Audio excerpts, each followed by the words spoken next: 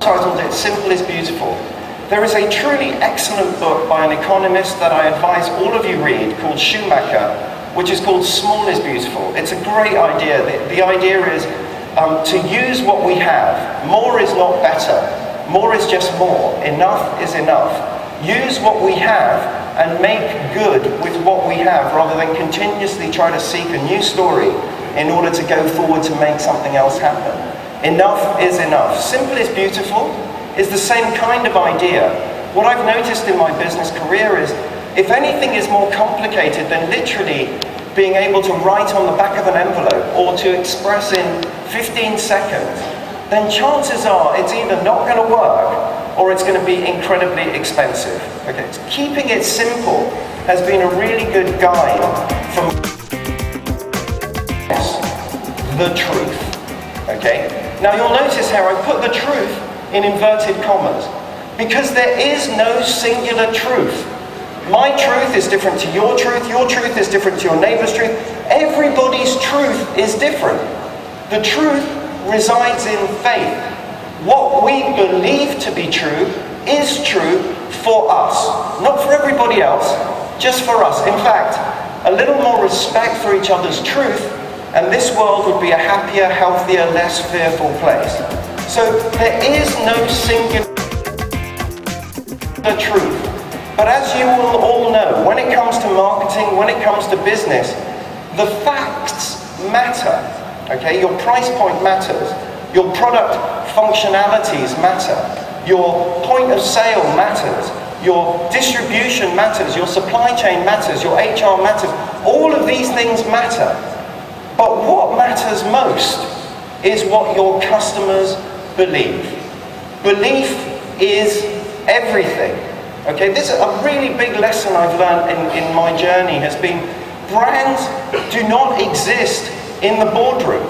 They do not exist in the creative departments of advertising agencies. Brands exist in the minds of customers. It is what the customer believes you to be that is who you are. And it is our job to engender the belief we choose. We just put up signposts, and then the customer makes the decision as to what road they go down.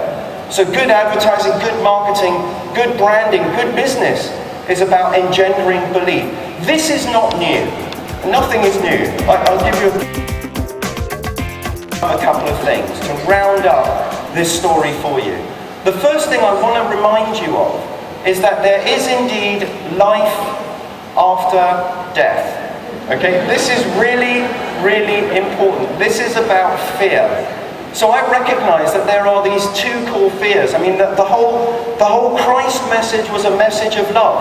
I take the view that Jesus was an ad man. You know, he was an advertising guy. He was advertising love. When he was walking on water, I don't think he physically hung about on a lake. I think he was saying, when you're of love, you're so light, it's as if you could walk on water. You know, love is indivisible. You never run out of it. You can't run out of love. It's a bit like having 5 loaves and 5 fish and feeding 5,000 people. He was a great ad guy. Okay? Love is the answer. Fear is the mind killer, and death is the primary fear. There is always, always, always life after death. I couldn't imagine 10 years ago communicate it with clarity consistently and recognize that branding is not about advertising.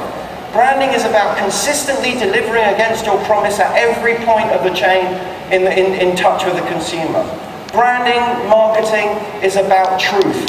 It's about taking your truth to the marketplace, and what that demands is love. So I say, love what you do.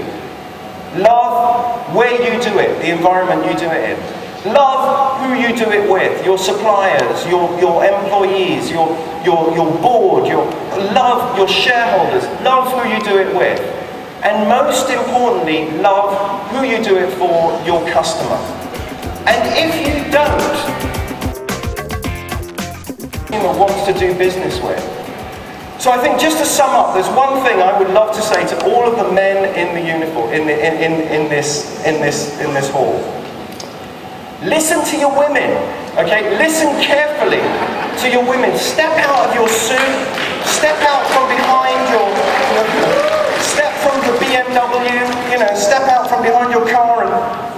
listen, because women understand this better than anybody else.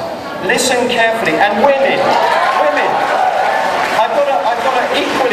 I've got something just for all the women in the audience. Forgive your men.